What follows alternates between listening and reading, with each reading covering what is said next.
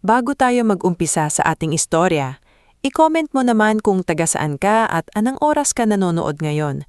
Malay mo, baka sa mismong lugar mo rin nagsimula ang isang kwentong tulad nito. Isang kwentong tahimik sa umpisa, puno ng pagtitiis sa gitna, pero may lihim palang matagal nang naghihintay na mabunyag.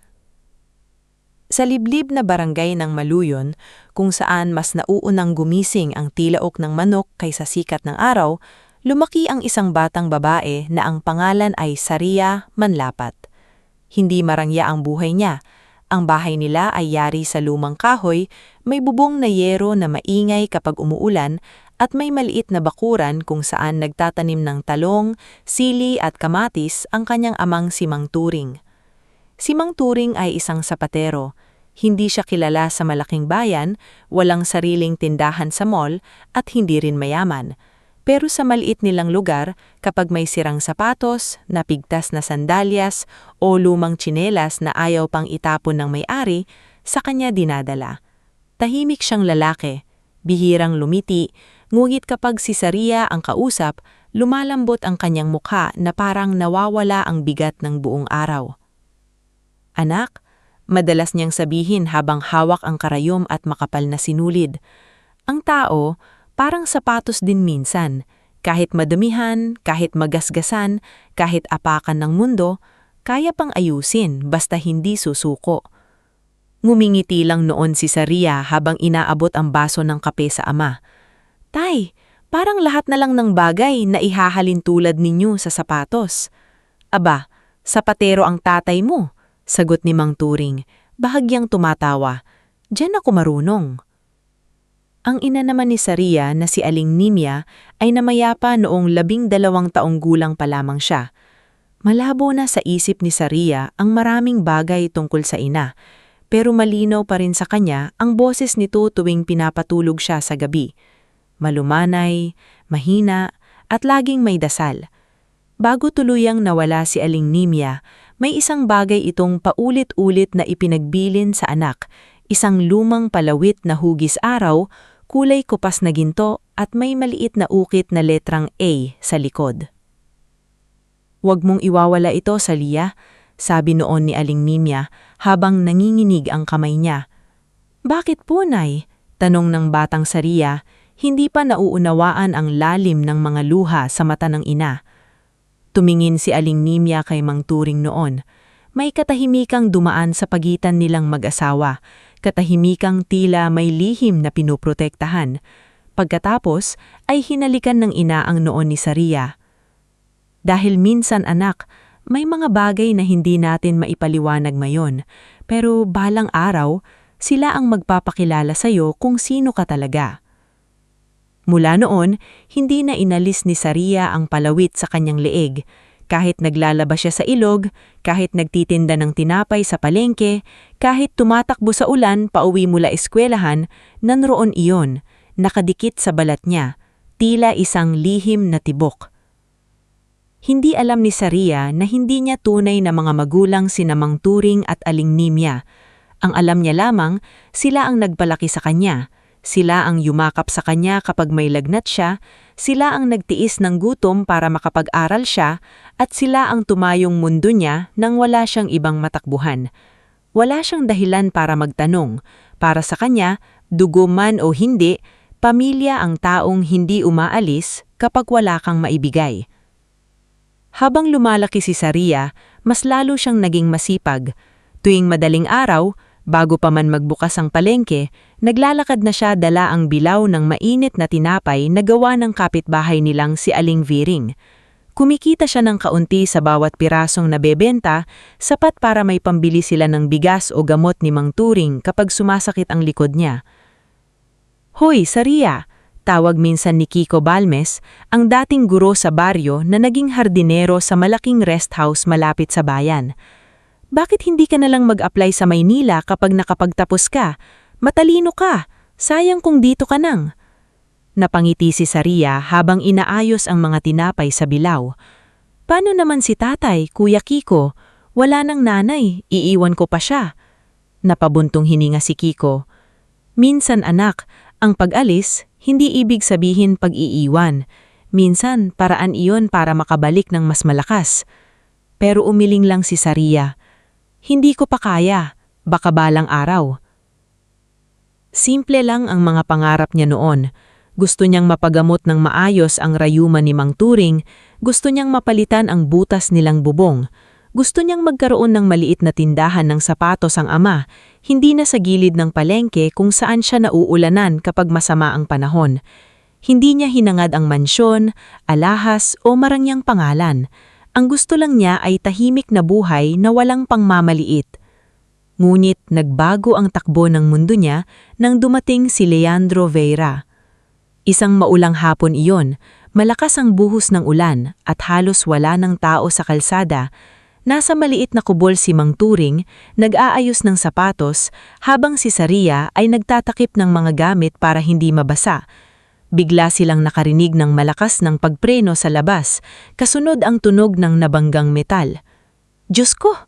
Damang kilinongan naman labidoin bulalas ni Saria. Tay, may naaksidente. Hindi na siya nagdalawang isip, kinuha niya ang payong, tumakbo palabas, at nakita ang isang itim na sasakyang sumadsad sa gilid ng kalsada. Sa loob, isang binatang lalaki ang nakahawak sa noo, tila nahihilo. Basa ang kanyang polo, may kaunting sugat sa kilay at halatang hindi sanay sa ganitong lugar. Sir, naririnig niyo po ba ako? Tanong ni Saria habang binubuksan ang pinto ng sasakyan. Dahan-dahang tumingin sa kanya ang lalaki. Ako? Oo, pasensya na, may aso kasing biglang tumawid. May masakit po ba sa dibdib nyo? Nahihilo kayo? Kaunti lang, pinilit nitong ngumiti. Mas masakit yata ang pride ko kaysa ulo ko. Hindi napigilan ni Saria ang mapangiti kahit kinakabahan. Kung pride lang po, wala kaming gamot dyan, pero sa sugat, meron. Dinala nila si Leandro sa kubol ni Mang Turing. Pinaupo siya sa lumang bangko, pinunasan ni Saria ang dugo sa kilay at pinainom ng mainit na tubig. Tahimik naman siyang minamasdan ni Mang Turing, tila sinusukat kung anong klaseng tao ang napadpad sa kanila.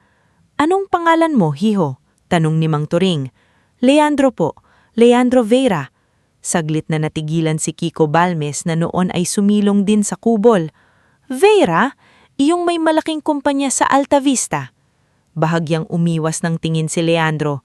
Pamilya ko po iyon. Hindi nagbago ang pakikitungo ni Saria. Para sa kanya, nasugatan man ang isang mayaman o mahirap, pareho pa rin itong tao. Nang dumating ang driver ni Leandro makalipas ang halos isang oras, naglabas ng makapal na sobre ang binata at iniabot kay Saria. Para sa abala, sabi ni Leandro. Tumingin si Saria sa sobre, pagkatapos ay marahang itinulak pabalik. Hindi po namin kayo tinulungan para bayaran ninyo kami. Nagulat si Leandro. Hindi ito bayad, pasasalamat lang. Kung gusto niyo pong magpasalamat, sabi ni Saria, mag-ingat na lang kayo sa pagmamaneho at ipaayos agad yung sugat ninyo kapag umuwi kayo. Sa unang pagkakataon sa mahabang panahon, may nakitang tao si Leandro na hindi yumuko sa kanya dahil sa apelyido niya, hindi nasilaw sa pera at hindi nagkunwaring mabait para may kapalit. Kaya pagkatapos ng araw na iyon, bumalik siya sa Maluyon. Una, para ipaayos kunwari ang sapatos niya. Ikalawa, para bumili ng tinapay kahit hindi naman siya mahilig sa tinapay. Ikatlo, dahil gusto niyang muling makita si Saria. Sir Leandro, biro minsan ni Saria habang inaabot ang sapatos na pinatahi niya. Parang lahat na lang ng sapatos ninyo nasisira. Nakakamot sa ulo si Leandro. Mahina siguro ang tahi ng pinagbilhan ko. Sumabat si Mang Turing mula sa likod. O mahina ang dahilan? Namula si Leandro. Napatawa si Saria. Dumaan ang mga buwan, naging madalas ang pag-uusap nila. Nakilala ni Leandro ang mundo ni Saria, ang simpleng almusal na kape at pandesal, ang ingay ng palengke, ang mga batang tumatakbo sa putikan, at ang saya ng mga taong kahit salat ay marunong tumawa. Nakilala naman ni Saria ang lungkot ni Leandro. Ang buhay sa malaking bahay na puno ng tao pero walang lambing. Ang ama na maagang nawala, ang ina na si Doña Belmira na mas mahal ang reputasyon kaysa ang kapayapaan ng sariling anak. Hindi ka ba masaya sa buhay mo? Tanong ni Saria isang gabi habang nakaupo sila sa tabi ng ilog. Tumingin si Leandro sa madilim na tubig. Maraming nagsasabi na dapat masaya ako. May pangalan kami, may bahay, may pera. Pero minsan parang lahat ng iyon pader lang. Pader? Oo, maganda sa labas pero nakakulong ka sa loob. Natahimik si Saria. Hindi niya alam kung bakit pero naawa siya sa binata. Mayaman ito pero parang mas malaya pa siya kahit mahirap. Lumipas ang 2 taon ng panliligaw. Hindi naging madali. Maraming beses binalana ni Mang Turing si Saria. Anak, hindi ko sinasabing masama si Leandro, pero ang mundo niya, iba sa mundo natin. Kapag pumasok ka roon, baka saktan ka ng mga taong hindi marunong tumingin sa puso. Hinawakan ni Saria ang kamay ng ama. Tay, mahal niya po ako. Ang tanong anak, kaya ba kayang ipaglaban? Malungkot na sagot ni Mang Turing. Hindi agad nakasagot si Saria. Sa puso niya, gusto niyang maniwala na oo. Gusto niyang maniwala na sapat ang pagmamahal para lampasan ang pagitan ng mahirap at mayaman. Nang ipakilala ni Leandro sa pamilya Vera, doon nagsimulang maramdaman ni Saria ang lamig ng mundong pinasukan niya. Sa mansyon ng Alta Vista Hills, unang nakita ni Saria si Doña Belmira Vera. Matangkad, elegante, puno ng alahas at may matang tila kayang hubarin ang pagkatao ng kahit sinong tumingin sa kanya. Ito siya? Tanong ni Doña Belmira, hindi man lang itinatago ang pagkadismaya. Opo, Mama, sabi ni Leandro. Si Saria, ang babaeng gusto kong pakasalan. Tiningnan ni Doña Belmira si Saria mula ulo hanggang paa. Taga saan ka, hiha? Sa Maluyon po. Bahagya itong ngumit walang init. Kaya pala. Naramdaman ni Saria ang pamumula ng kanyang pisngi pero nanatili siyang magalang. Ikinagagalak ko po kayong makilala, Doña Belmira. Belmira na lang. Ang Doña kasi sanay lang gamitin ng mga taong marunong lumugar. Narinig iyon ni Leandro ngulit hindi siya agad nagsalita. Hinawakan lamang niya ang kamay ni Saria sa ilalim ng mesa. Para kay Saria, sapat na sana iyon noon, ngunit sa mas malalim na bahagi ng puso niya, may munting kirot na nagsabing hindi sapat ang hawak kamay kung ang kailangan ay paninindigan. Naroon din si Celestina Vera, kapatid ni Leandro, na nakangiti habang may hawak na baso ng alak. Ang cute mo naman, Saria. Very provincial, parang iyong mga napapanood sa documentary. Tumawa ang ilang bisita sa salas. Napayuko si Saria pero agad din niyang itinaas ang muka. Salamat po. Sa amin kasi tinuturo na mas mahalaga ang ugali kaysa itsura. Saglit na nawala ang ngiti ni Celestina. Si Leandro naman ay halos mapangiti, ngulit pinigilan niya nang makita ang matalim na tingin ng ina. Sa kabila ng pagtutol ni Doña Belmira, itinuloy ni Leandro at Saria ang kasal. Simple lang ang seremonya sa panig ni Saria, ngunit pilit itong pinalaki ng pamilya Vera para hindi raw mapahiya sa mga kakilala. Sa araw ng kasal, tahimik na umiiyak si Mang Turing habang inihahatid ang anak sa altar. Tay, bulong ni Saria, bakit po kayo umiiyak? Dahil masaya ako at dahil natatakot din. Sa ano po? Sa mundong pagdadalhan sa'yo. Ngunit huli na para umatras. Mahal ni Saria si Leandro at sa isip niya, kung magiging mabuti siyang asawa, kung igagalang niya ang pamilya nito, baka balang araw ay tanggapin din siya ni Doña Belmira.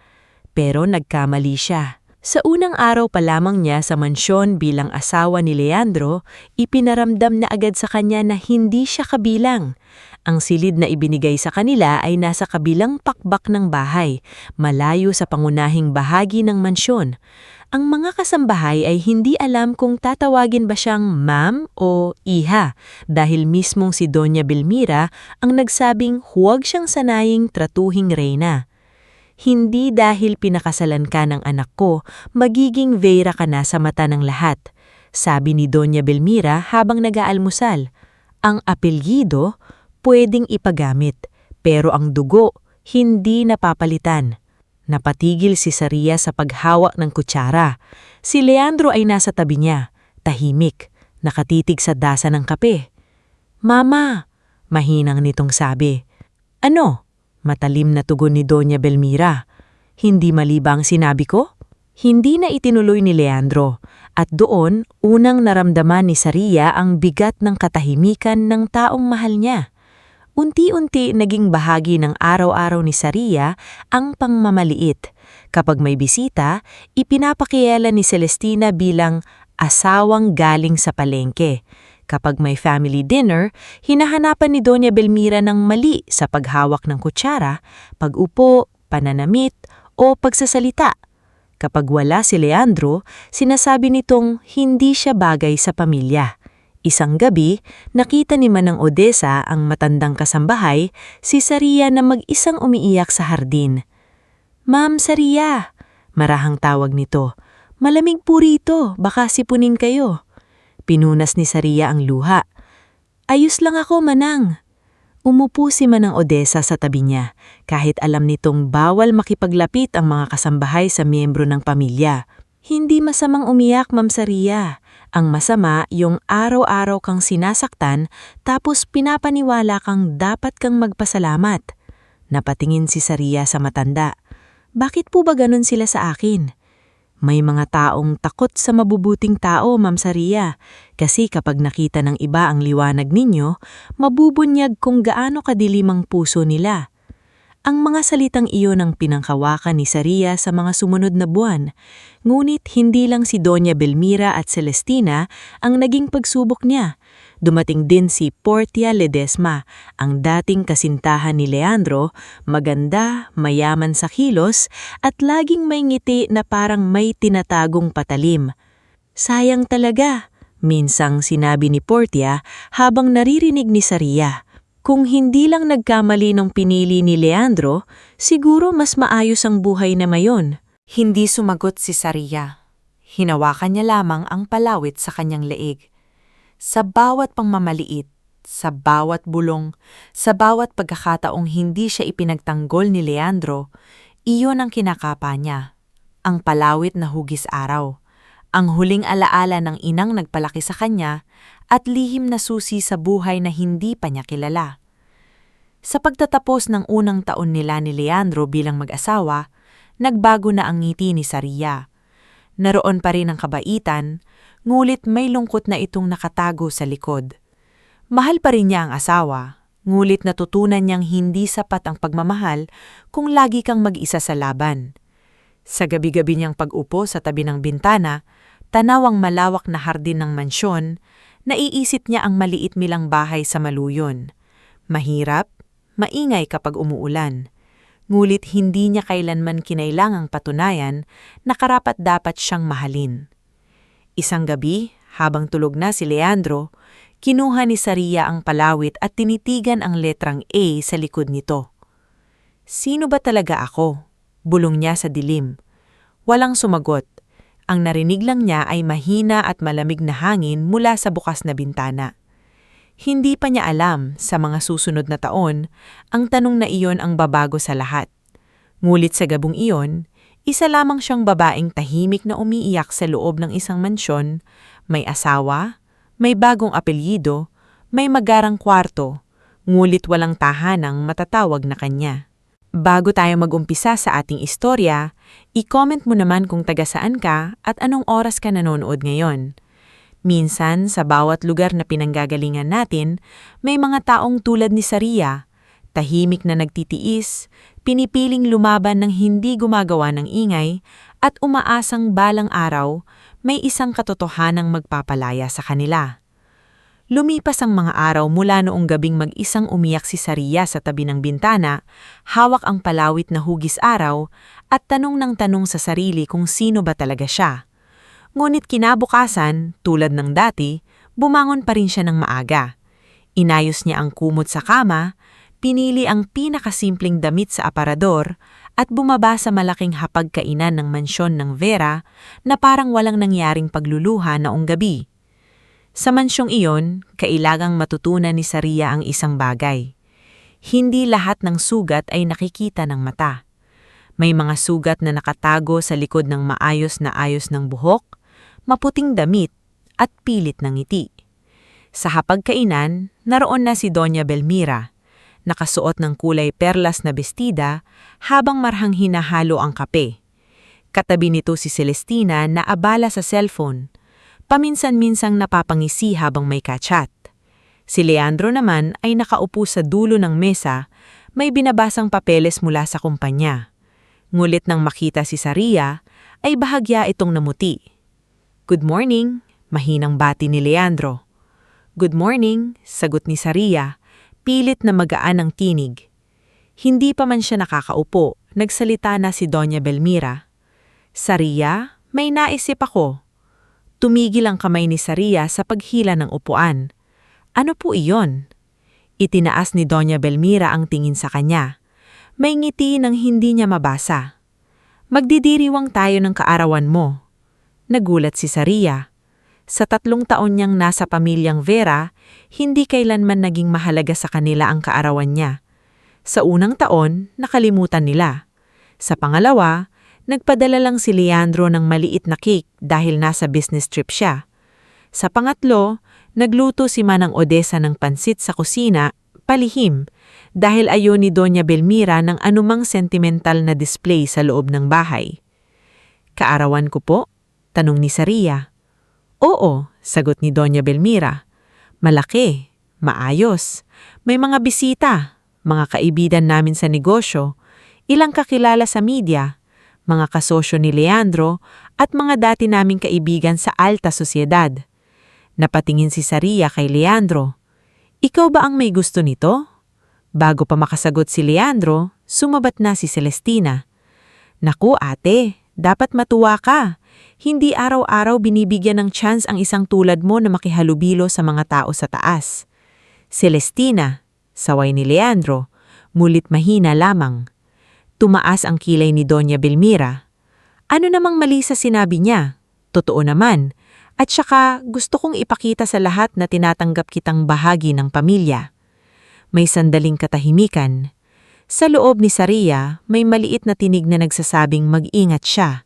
Mulit may isa pang bahagi ng puso niya na pagod ng laging lumaban.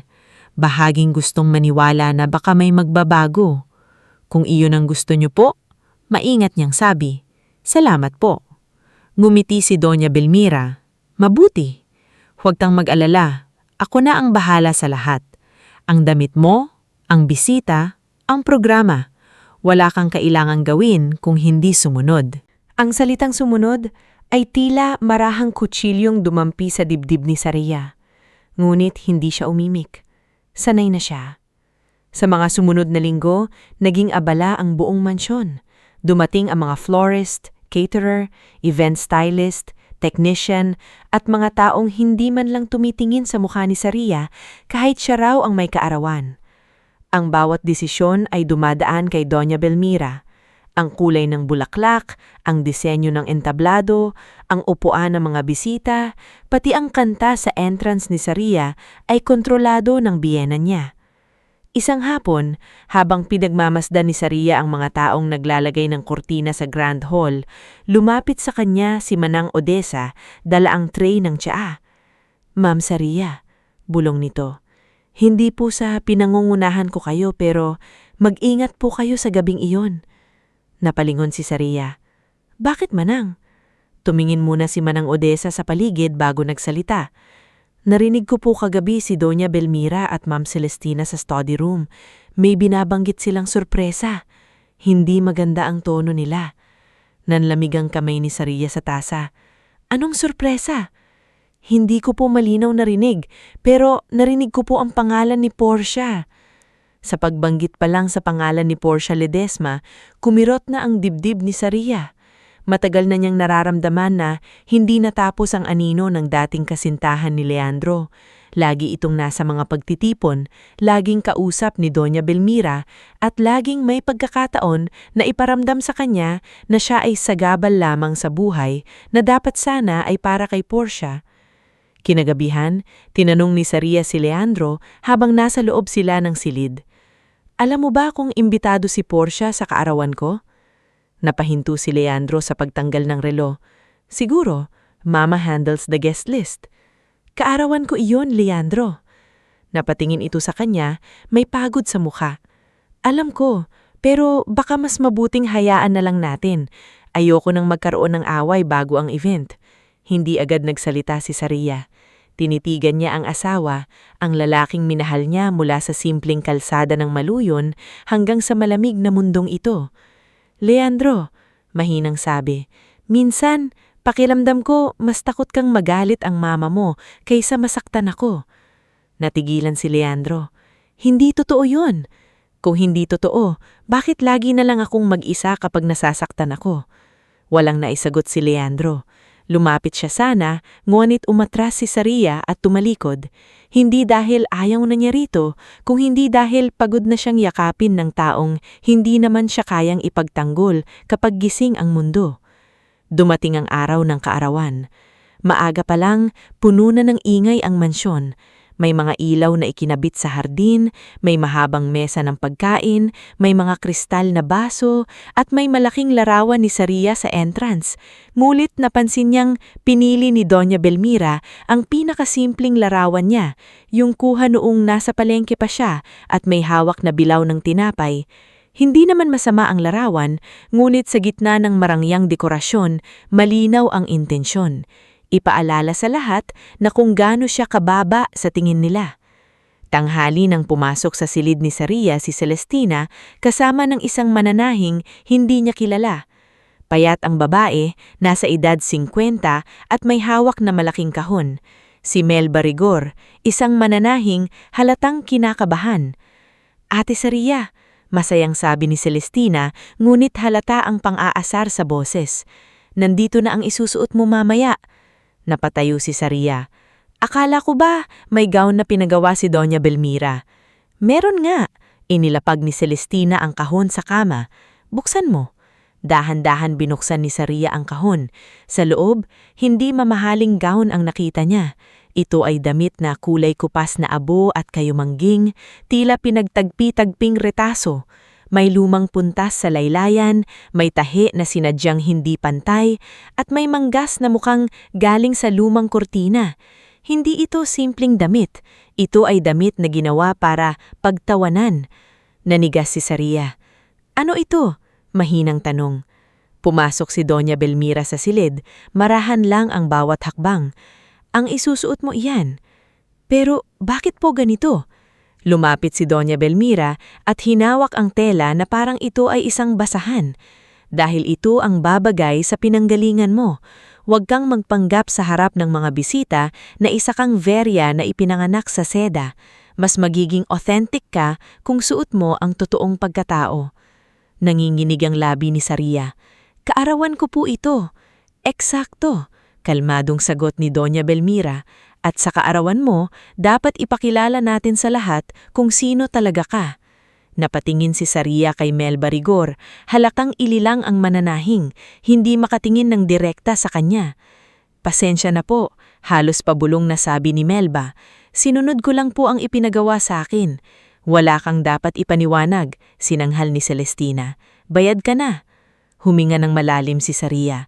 Hindi ko ito isusuot. Nagbago ang mukha ni Doña Belmira. Nawala ang manipis na ngiti at napalitan ng malamig na pagbabanta. Kung hindi mo ito isusuot, sabi niya, ipapakita ko sa lahat ang mga dokumentong matagal ko nang hawak tungkol kay Turing Manlapat. Napatigil si Saria. Anong ibig ninyong sabihin? Ngumiti si Celestina. Yung tatay-tataya mong sapatero? May mga lumang aligasyon pala noon na nagnakaw siya ng pera sa isang supplier ng Vera branch sa probinsya. Hindi ba't nakakahiya kung malaman ng lahat iyon? Hindi totoo iyon, mariing sabi ni Saria. Baka nga, sagot ni Doña Belmira. Katawang pero sa mundong ito, hiha, hindi laging katotohanan ang pinaniniwalaan ng tao. Minsan, kung sino ang may pera, siya ang may boses. Parang may pumiga sa puso ni Saria. Alam niyang kahit kasinungalingan iyon, kayang sirain ni Doña Belmira si Mang Turing. Matanda na ang ama niya, mahina na ang katawan, hindi nito kakayanin ng eskandalo, lalo na kung buong bayan ang huhusga. Kinuha ni Saria ang damit sa kahon. Mabigat iyon sa kanyang kamay, hindi dahil sa tela, kundi dahil sa kahihiyang ikinabit dito. Sige, bulong niya. Isusuot ko. Napangiti si Doña Belmira. Mabuti, siguradong pagtatawanan kanila. Paglabas ng biyanan at hipag niya, napaupo si Saria sa gilid ng kama. Doon siya inabutan ni Manang Odessa na halos maluha nang makita ang damit. Ma'am, nanginginig ang boses ng matanda. Hindi ninyo kailangang gawin ito. Kailangan, ma'am, sagot ni Saria habang pinipigil ang luha.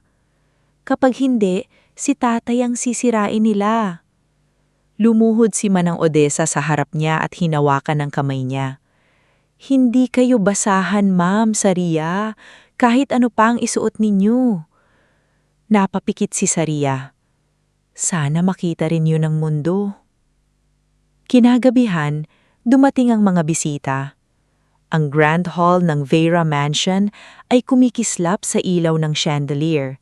May violinist sa gilid, may mga waiter na naglilibot dala ang mamahaling alak, at may mga bulaklak na halos takpan ang bawat sulok ng silid. Ngulit sa likod ng karangyangan iyon, naghihintay isang palabas na ang bida ay hindi para rangalan, kundi dudurugin. Naroroon si Attorney Severino Ilagan, ang abogado ng pamilya Vera, seryosong nakikipag-usap sa ilang negosyante. Naroroon din si Mayor Iskandro Luwalhati, malakas tumawa habang may hawak na baso. Si Madam Xiomara Valiente naman ay abala sa pagkomento sa alahas ng ibang babae. Sa gilid, tahimik na kumukuha ng larawan si Rafaelo Cardenas, isang potograpo na may matang sanay makakita ng mga ngiting peke at luhang pilit tinatago. Nang buksan ang malaking pinto sa itaas ng hagdan, unti-unting tumahimik ang bulwagan. Lumitaw si Saria. Suot niya ang damit na halatang ginawa para siya ay magmukhang kawawa. Ang kupas na tela ay malayo sa kislap ng paligid. Ang pinagtagpi-tagping disenyo ay naging dahilan para magbulungan ng mga tao. May ilang napangisi, may ilan namang napataas ang kilay. Si Madam Xiomara ay halos hindi mapigilang tumawa. Ay Diyos ko, bulong nito sa katabi. Theme party ba ito? Bakit parang galing sa lumang baol? Narinig iyon ni Saria. Naramdaman niyang uminit ang kanyang mukha, ngulit hindi siya yumuko. Bumaba siya sa hagdan ng dahan-dahan, hawak ang laylayan ng damit, pilit na pinapatatag ang bawat hakbang. Sa ibaba, nakita niya si Leandro. Namutla ito nang makita ang suot niya. Saria, bulong niya, anong nangyari sa gown mo? Tumingin siya rito at sa mga mata niya ay naroroon ang sakit na matagal na niyang kinikimkim. Tanungin mo ang mama mo. Napalingon si Leandro kay Doña Belmira. Ngulit bago pa siya makapagsalita, hinawakan siya ng ina sa braso. Not now, matigas nitong bulong. Huwag kang gagawa ng isena. Maraming investors dito. At muli, tumahimik si Leandro. Nakita iyon ni Saria. Hindi na siya nagulat. Ngunit masakit pa rin. Ilang sandali pa, umakyat sa maliit na esena si Portia Ledesma. Napakaganda sa suot nitong pulang gown. Hawak niya ang mikropono at nakangiting parang siya ang may kaarawan. Good evening, everyone. Tonight we celebrate not just Saria's birthday, but also her inspiring journey. From a humble life in the market to this grand Vera mansion. Nagpalakpakan ng ilan, ngunit may kakaibang lamig sa mga salita niya. Biglang bumukas ang malaking screen sa likod. Lumabas doon ang mga larawan ng palengke, lumang bahay, sirang sapatos, bilaw ng tinapay, at ilang kuhang malinaw na kinuha ng palihim sa maluyon. May mga salitang lumabas sa screen. From rags to riches, the market girl who married the Veras, a simple woman in a world of class. Nagtawanan ng ilang bisita. Parang huminto ang mundo ni Saria. Hindi lang ito pagpapahiya sa kanya. Pagyuyurak ito sa lahat ng pinanggalingan niya. Kay Mang Turing, kay Aling Nimya, sa maliit nilang bahay, sa palengke, sa tinapay na ipinagbenta niya para mabuhay sila. Nakita ni Rafaelo Cardenas ang pamumutla ni Saria. Ibinaba niya ang kamera. Tila hindi kayang kunan ng litrato ang isang kahihiyang sinadya. Sa gilid, iyak na si Manang Odessa. Si Kiko Balmes na inimbitahan ni Saria bilang simpleng bisita, ngunit pinaupo sa pinakadulong mesa ay nakakuyom ang kanyang kamay. Walang hiya. Bulong ni Kiko, hindi ito tribute, parusa ito. Pagkatapos ng slideshow, umakyat si Doña Belmira sa entablado. At ngayon, sabi niya sa mikropono, pakinggan natin ang mensahe ng ating birthday celebrant. Saraya, halika, sabihin mo sa lahat kung gaano ka nagpapasalamat na dinala ka ng pamilya namin sa ganitong buhay. Lahat ng mata ay napunta kay Saraya. Alam ni Doña Belmira ang ginagawa niya. Gusto niyang umiyak si Saraya. Gusto niyang mautal ito. Gusto niyang makita ng lahat na siya ay maliit, mahina at hindi nababagay sa kinatatayuan niya. Dahan-dahang lumakad si Saraya papunta sa entablado. Ramdam niya ang bigat ng damit, ang bulungan ng mga tao, ang lungkot ni Manang Odessa, ang galit ni Kiko at ang takot ni Leandro, at ang matalim na ngiti ni Portia. Pagkakuha niya sa mikropono, ilang segundo siyang hindi nagsalita. Tumingin siya sa mga bisita. Tumingin siya sa malaking larawan ng sarili sa entrance. Tumingin siya kay Doña Belmira na naghihintay ng kanyang pagbagsak. Pagkatapos, huminga siya ng malalim. Maraming salamat po sa inyong pagdalo, panimula ni Saraya, kalmado ang boses kahit nanginginig ang kamay. Hindi ko po alam na ganito pala ang magiging selebrasyon ng aking kaarawan. Hindi ko rin alam na pati ang pinanggagalingan ko ay magiging bahagi ng programa. Natahimik ang bulwagan. Pero kung ang layunin po ng gabing ito ay ipakita na ako ay galing sa mahirap na buhay, hindi ko po iyon ikinakahiya.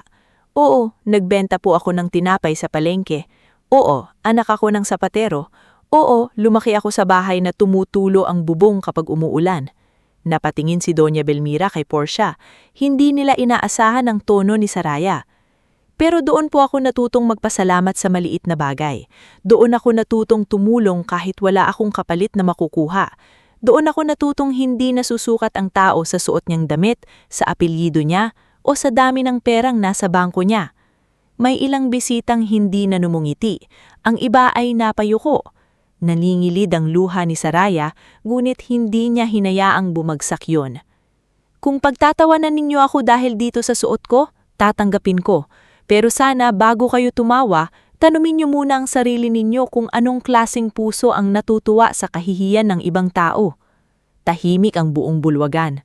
Sa unang pagkakataon sa gabing iyon, hindi si Saraya ang mukhang maliit.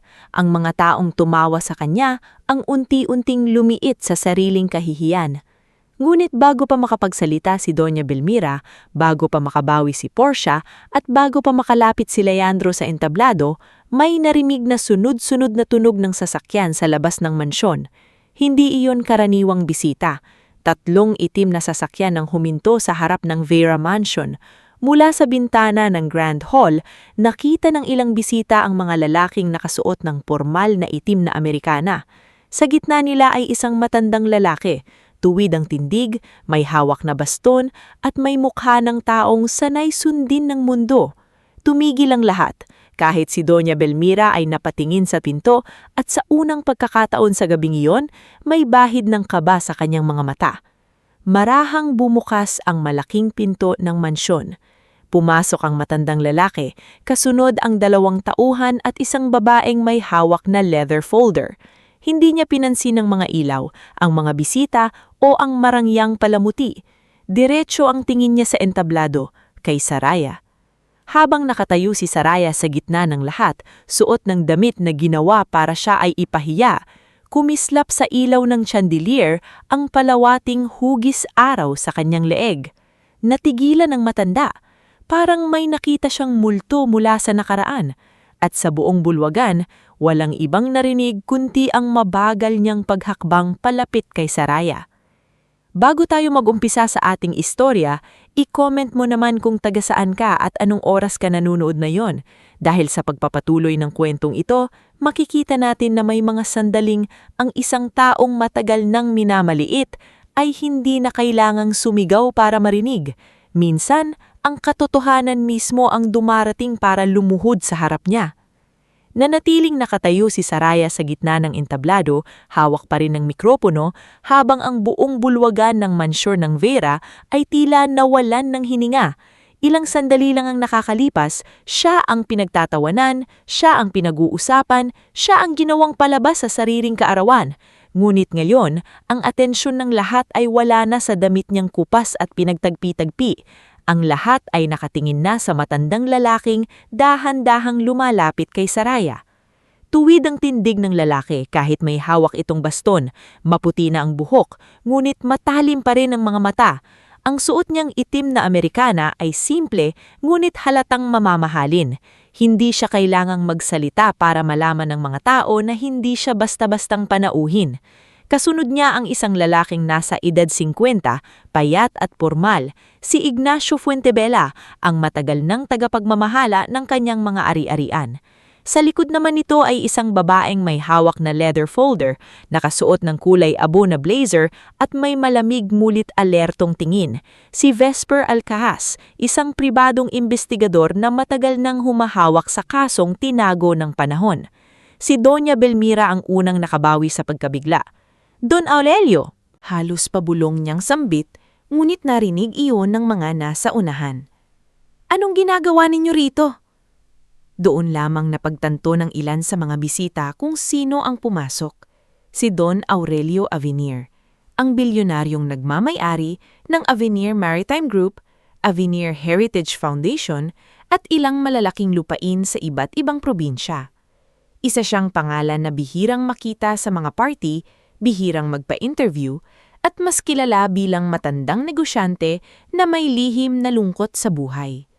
Sinasabi ng iba, may hinahanap daw siyang kapamilya sa loob ng maraming taon. Sinasabi naman ng iba, alamat lang iyon ng mga mayayamang mahilig sa drama. Ngunit sa gabing iyon, hindi mukhang alamat si Don Aurelio.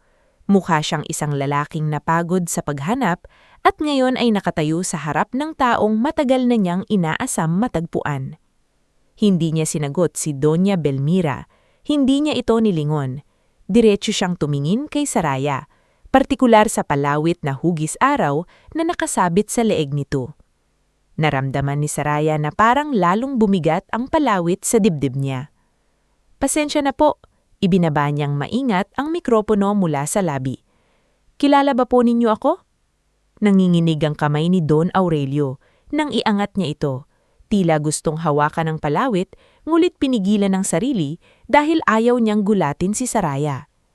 Ilang taon kitang hinahanap, mahina niyang sabi. Ilang taon kaming naghintay sa kahit anong bakas. Isang pangalan, isang tala, isang saksi, isang himala. Nagkatinginan ang mga bisita. Si Portia Ledesma, na kanina lamang ay may tiwala sa sarili habang hawak ang mikropono, ay unti-unting napaatras. Si Celestina naman ay napatingin sa ina, tila naghihintay ng paliwanag.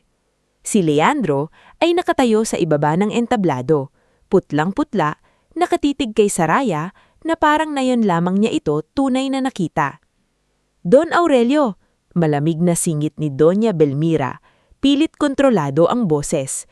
Baka nagkakamali kayo, ang babaeng iyan ay asawa ng anak ko. Siya ay si Saraya Manlapat, anak ng isang sapatero sa Maluyon. Hindi siya, tahimik Belmira, putol ni Don Aurelio. Isang salita lang iyon, ngunit sapat na para manigas ang buong bulwagan.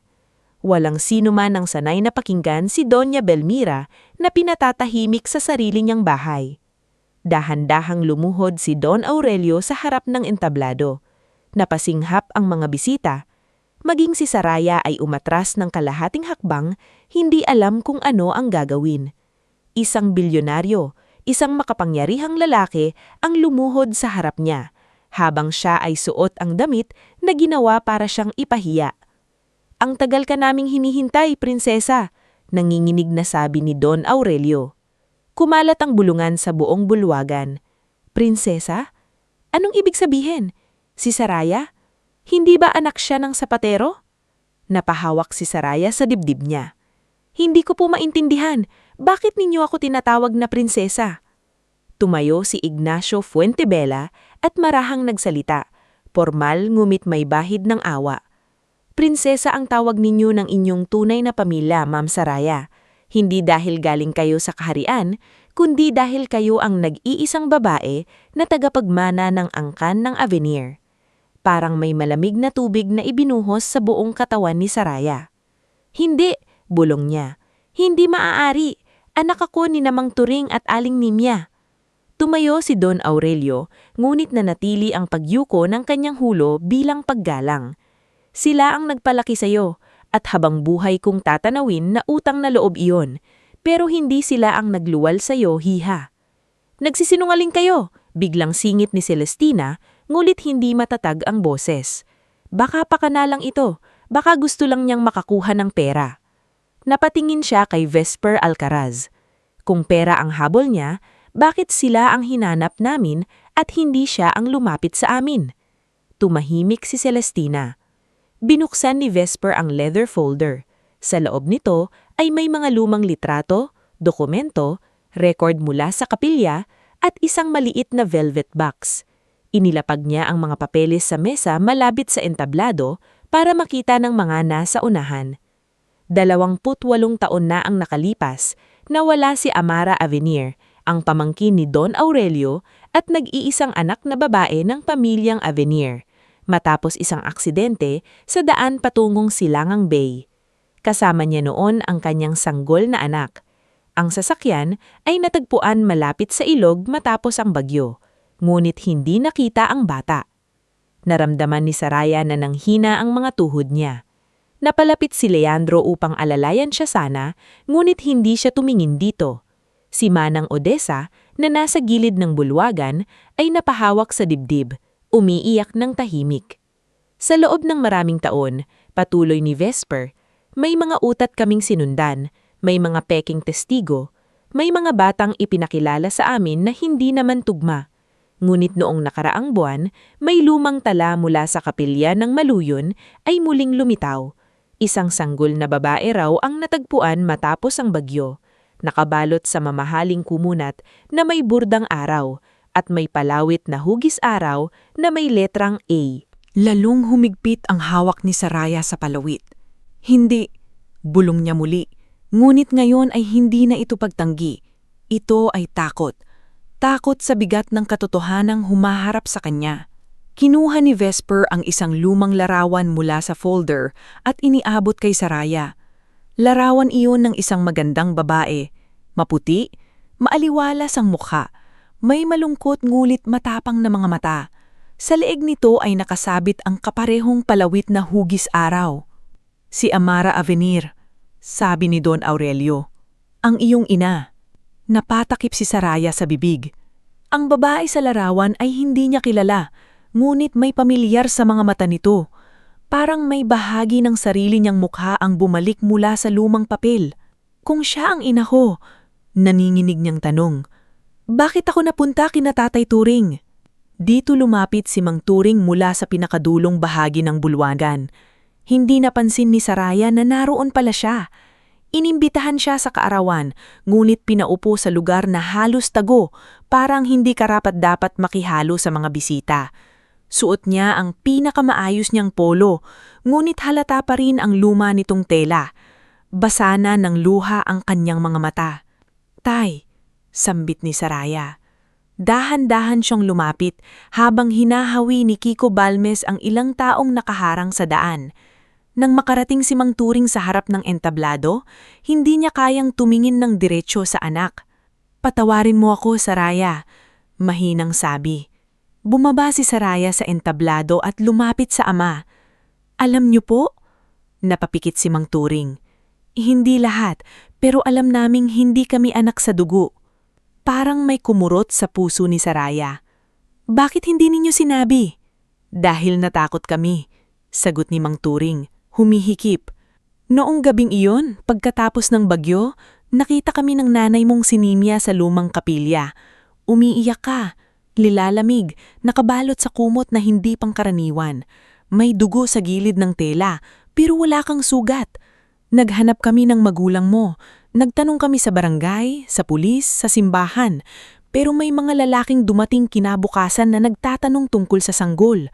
Hindi pulis ang kilos nila, may baril ang isa. Sinabi ni Nimia, kung ibibigay ka namin sa maling tao, baka mawala ka ng tuluyan. Bakit hindi kayo lumapit sa ibang otoridad? Lumapit kami, pero mahirap lang kami. Walang nakinig.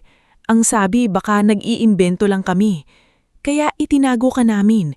Hindi kami pinalaki ka dahil gusto naming angkinin ka, kundi wala kaming ibang alam na paraan para iligtas ka.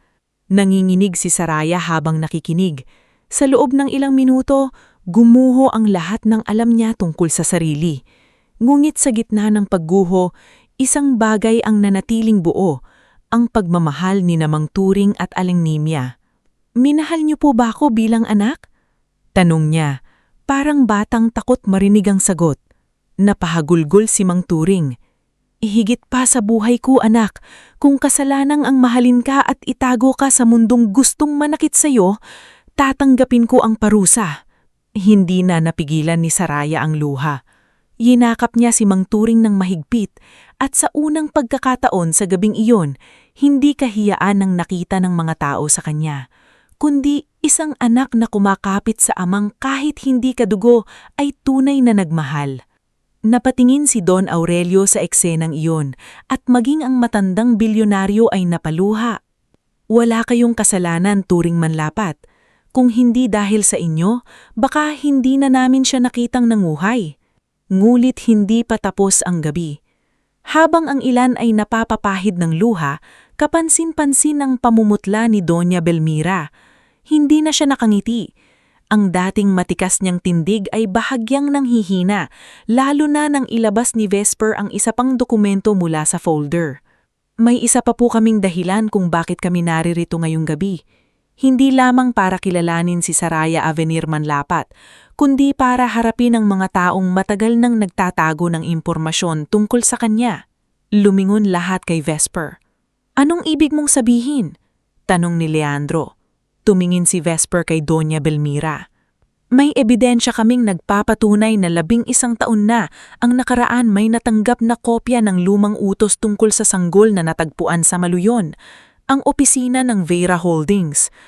Ang utos na yon ay may kasamang larawan ng palawit." Napatitig si Saraya sa Doña Belmira. "Kayo?" Halos hindi lumabas ang boses niya. "Kalokohan. Maraming dokumentong dumadaan sa opisina namin. Hindi obligasyon kong isa-isahin ang mga bagay na walang kinalaman sa akin." "Ngunit may pirma ninyo sa acknowledgement receipt," sabi ni Vesper. Inilabas ang kopya. "At may sulat mula sa inyong yawang asawa na nagsasaad na delikado kung muling bubuksan ang usapin ng aksidente ni Amara dahil maaaring madamay ang ilang dating kasosyo ng Vera Holdings." Nagulo ang bulwagan. Si Attorney Severino Ilagan ay napahawak sa salamin niya. Si Mayor Escandro ay biglang umiwas ng tingin at ibinaba ang baso. Si Portia naman ay napakapit sa gilid ng mesa. Tila naunawaan niya ang palabas na ginawa nila laban kay Sarya ay bumabalik parang apoy. Hindi makapaniwala si Leandro. "Mama, totoo ba ito?" "Leandro, huwag kang makinig sa kanila," mariing sabi ni Doña Belmira. "Lahat ng ito ay paninira." "Sinira mo siya buong gabi," sagot ni Leandro. Nanginginig ang boses. "Pinahiya mo ang asawa ko sa harap ng lahat. At ngayon, malalaman kung maaaring matagal mo na palang alam kung sino siya." Hindi sumagot si Doña Belmira. At sa katahimikang iyon, mas naging malinaw ang lahat kaysa anumang pag-aamin. Lumapit si Portia kay Leandro. "Leo, listen, this is getting messy. Baka kailangan muna nating..." "Wag mo akong hawakan," putol ni Leandro. Napahiya si Portia. "I was just trying to help." "Help?" Napatingin si Leandro sa malaking screen kung saan naroon pa rin ang ilang larawan ng palengke at lumang bahay ni Sarya. "Ikaw ang nagpalabas nito." Walang naisagot si Portia. Sa gitna ng lahat ng kaguluhan, nanatiling tahimik si Sarya. Hindi dahil wala siyang nararamdaman. Sa totoo lang, parang sabay-sabay na gumuho at nabuo ang mundo niya.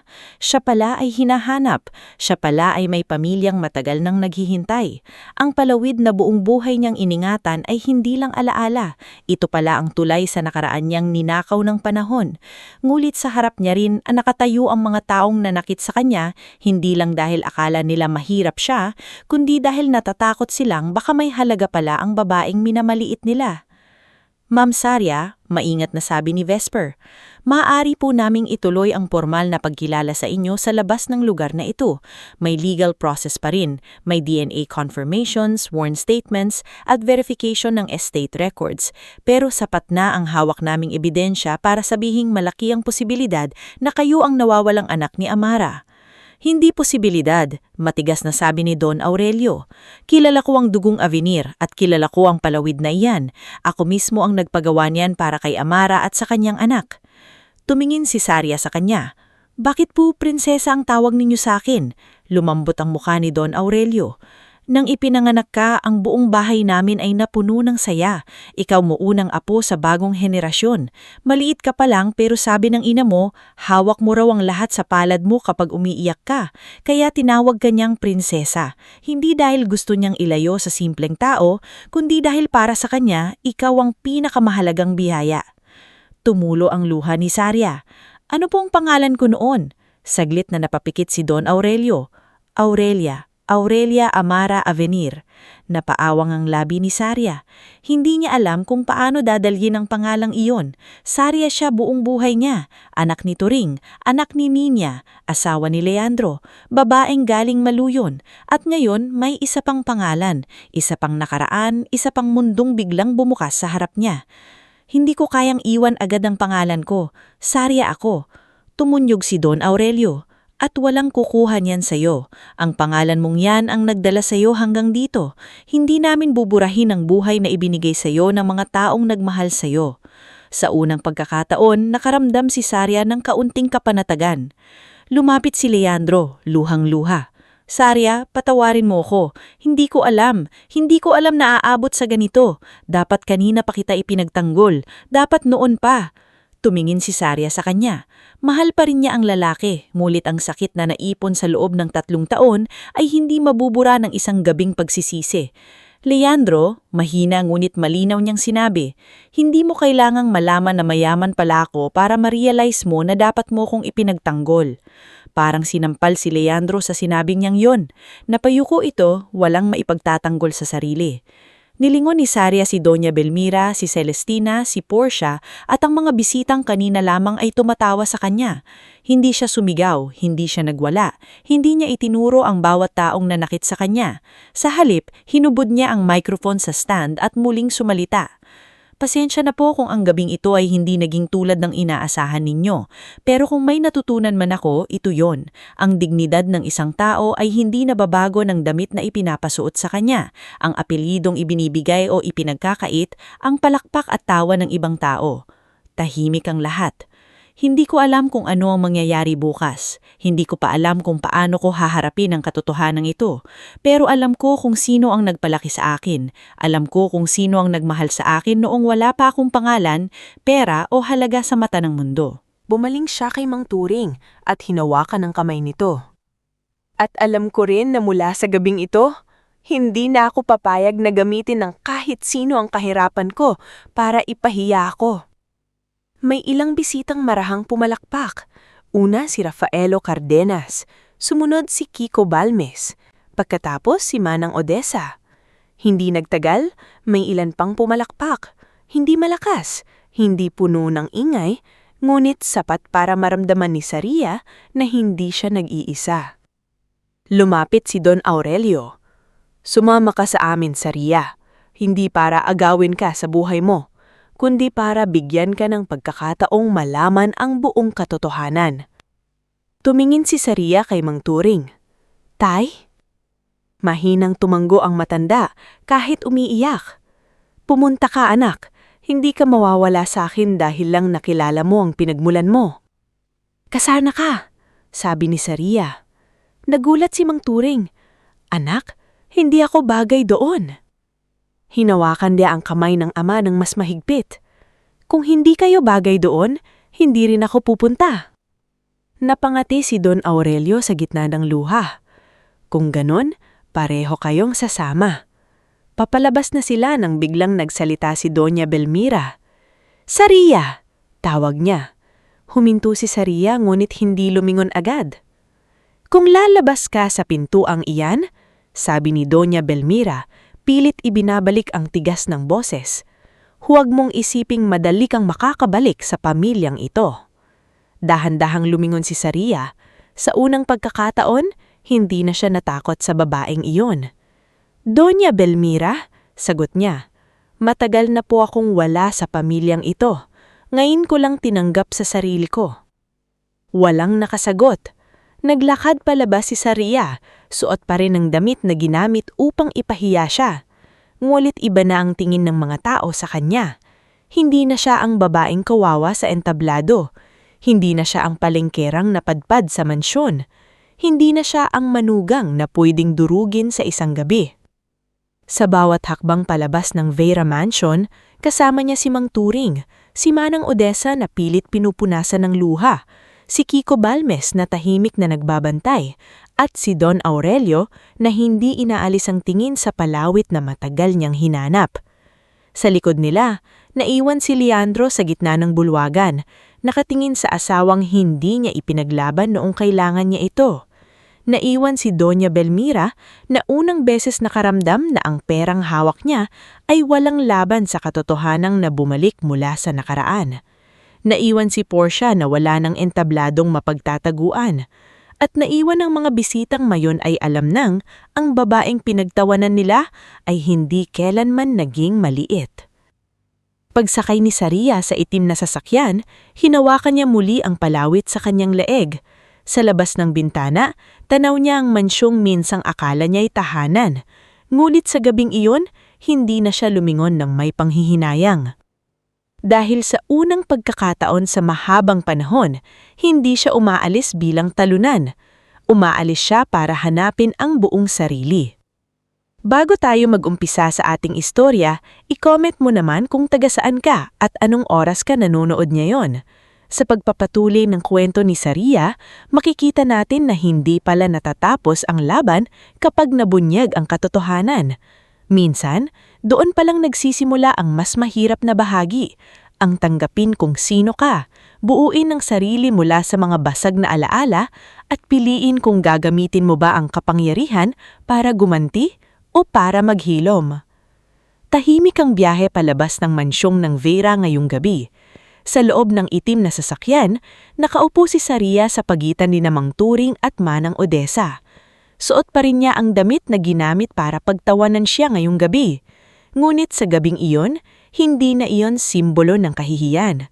Para kay Saria, iyon ang damit na suot niya ng unang yumuko sa kanyang mundo na matagal nang sa kanyang namimiliit.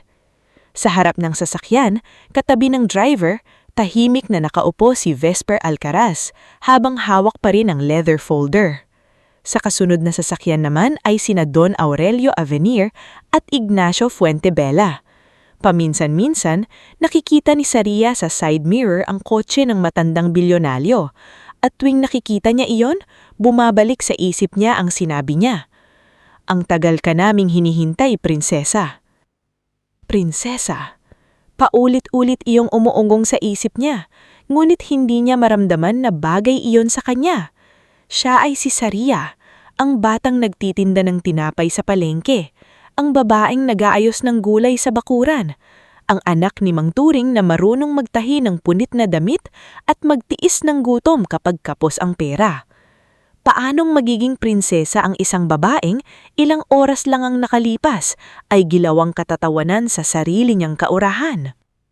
Napansin ni Mang Turing ang pananahimik niya. Anak, marahang nitong sabi, kung gusto mong umuwi muna sa Maluyon, sabihin mo lang, hindi mo kailangang pilitin ang sarili mo. Tumingin si Saraya sa ama. Ang mukha nito ay pagod, may bakas ng matagal na lihim na nabunot mula sa puso. Hinawakan niya ang kamay nito. Tay, hindi ko po alam ang dapat kong maramdaman. Galit ka ba sa amin ng nanay mong si Nimia? Tanong ni Mang Turing, halos pabulong. Mabilis na umiling si Saraya. Hindi po. Masakit lang kasi parang biglang may kalahati ng buhay ko na hindi ko kilala. Napapikit si Mang Turing. Patawarin mo kami. Tay, sabi ni Saraya, lumalambot ang tinig. Kung hindi ninyo ako inalagaan, baka wala ako rito ngayon. Hindi ko po kayo kailanman ituturing na kasalanan sa buhay ko. Napahikbi si Manang Odessa sa tabi nila. Ay nako, Ma'am Saraya, kahit sino pa po ang tunay ninyong pamilya, ang puso ninyo po talaga ang pinakamayaman sa lahat. Sa unang pagkakataon mula nang umalis sila sa mansyon, napangiti ng bahagya si Saraya.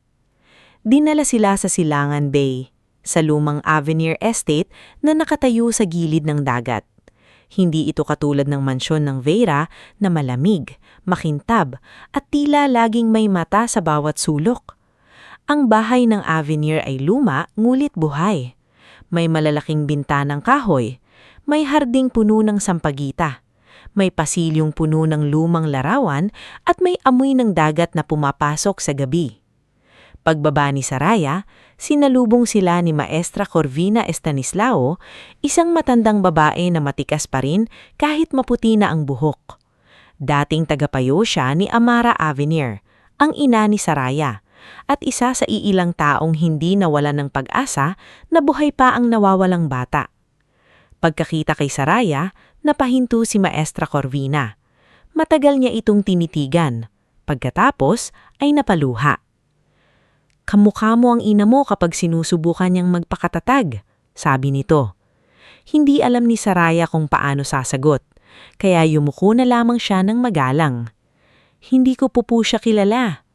Lumapit si Maestra Corvina at maharang hinawakan ng magkabilang kamay niya. Makikilala mo siya, hindi man sa paraan na gusto natin, pero sa mga alaala, sa mga sulat, sa mga taong minahal niya, at sa mga bagay na ipinaglaban niya. Kinabukasan, nagsimula ang panibagong yugto sa buhay ni Saraya. Hindi ito naging marangya gaya ng iniisip ng iba kapag sinabing tagapagmana. Hindi siya agad sinuotan ng mamahaling gown, hindi agad pinaupo sa malaking opisina, at hindi agad tinawag na madam ng lahat. Sa halip, hinarap niya ang mga papeles, testigo, lumang record, DNA confirmation at mahahabang usapin tungkol sa pamilyang hindi niya kinalakhan. Legal process muna tayo, Ma'am Saraya, paliwanag ni Ignacio Fuentebiana isang umaga sa library. Tama iyon, sagot ni Saraya. Ayokong makuha ang kahit anong hindi sa akin. Napatingin si Don Aurelio sa kanya mula sa kabilang upuan. Ganyan ang sinabi ng ina mo noon, kaya alam kong hindi nagkamali ang dugo. Dahan-dahang natutunan ni Saraya ang kasaysayan ng Avenir. Ang Avenir Maritime Group pala ay nagsimula sa maliit na negosyo ng pangingisda at pagbibiyahe ng kargamento sa mga isla. Lumaki ito hindi dahil sa pandaraya, kundi dahil sa tiyaga, tiwala at malasakit sa mga manggagawa. Nang binabasa ni Saraya ang lumang journal ng kanyang ina, may mga linyang paulit-ulit niyang binabalikan. Ang yaman na hindi ginagamit para magligtas ay palamuti lang sa bahay ng makasarili. Naiyak si Saraya nang mabasa iyon. Parang kahit hindi niya nakilala si Amara, may bahaging magkapareho sila ng tibok ng puso. Ngunit hindi rin naging madali ang bagong buhay. Tuwing may meeting siya kasama ang mga board members ng Avenir, ramdam niya ang ibang mga matang nagdududa. May mga bumabati ng magalang, ngunit may bulong na naririnig sa likod. Siya ba talaga iyon? Lumaki daw sa palengke. Kaya bang humawak ng foundation? Masyadong emosyonal. Isang araw, matapos isang mahirap na meeting, nakita si Maestra Corvina sa veranda, nakatingin sa dagat.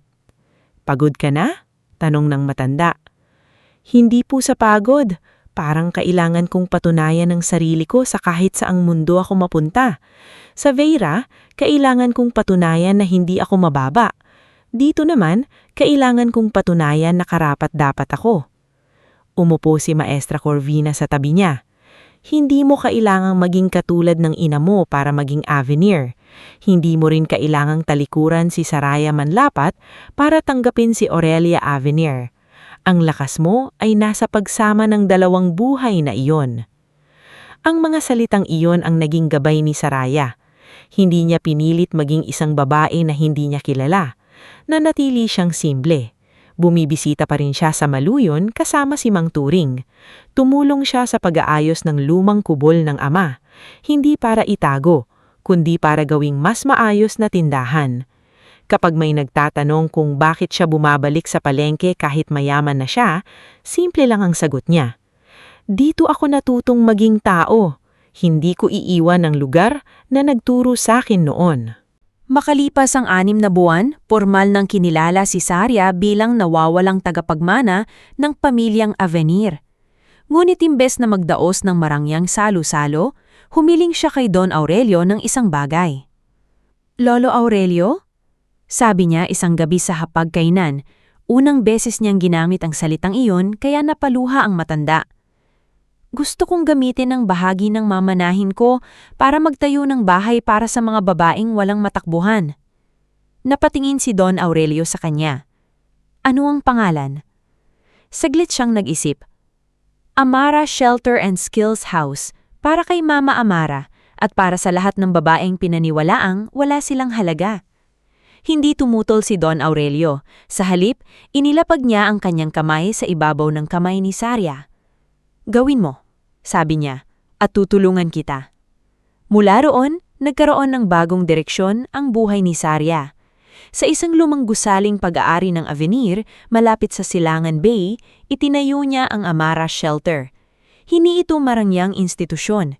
May mga simpleng kwarto, maliit na klinik, kusina, silid-aralan at training area para sa pananahi, pagluluto, bookkeeping at basic computer skills. Ngunit sa bawat sulok nito, may init na hindi niya kailanman naramdaman sa mansyon ng Veira. Kinuha niya si Manang Odessa bilang house mother. Ako po? Gulat na tanong ni Manang Odessa nang sabihin niya ito. Opo, ngiti ni Sarya.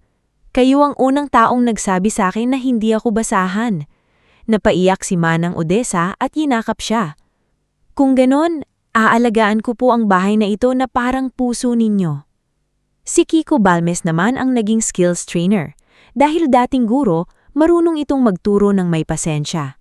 Si Dr. Fenella Razon, ang tahimik na doktor ng pamilya Veira na matagal nang naaawa kay Sarya, ay nagboluntaryong tumulong sa klinik. Akala ko po kakampi kayo ng mga Veira, sabi ni Sarya nang una itong dumating. Malungkot na ngumiti si Dr. Fenella.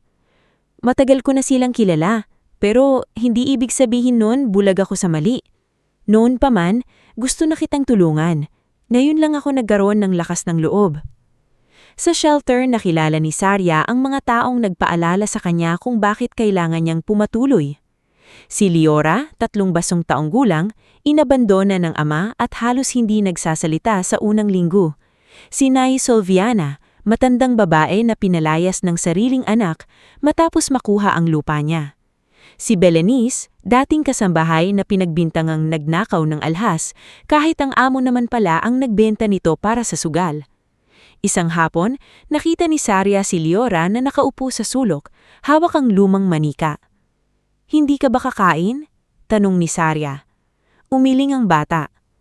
Baka palayasin niyo rin ako kapag marami akong nakain. Nanikip ang dibdib ni Sarya. Umupo siya sa sahig sa harap nito. Dito, hindi sinusukat ang halaga mo sa dami ng kinakain mo. Kakain ka dahil karapatan mong mabuhay.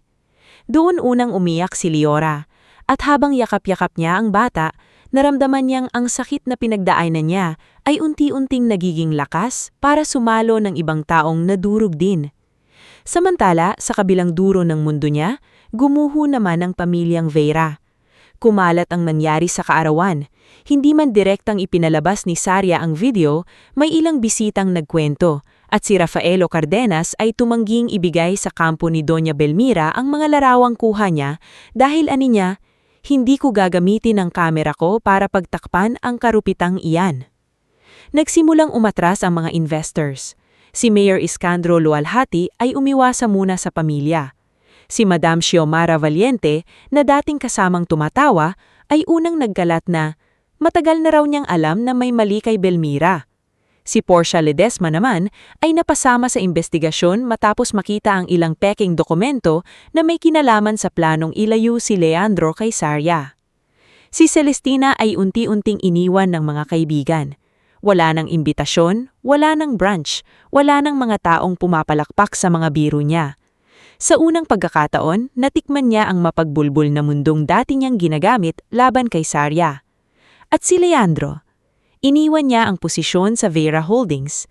Isang umaga, dumating siya sa maliit na logistics firm ni Garrick Sordan, isang matandang kaibigan ni Don Aurelio na kilala sa pagiging istrikto ngulit patas.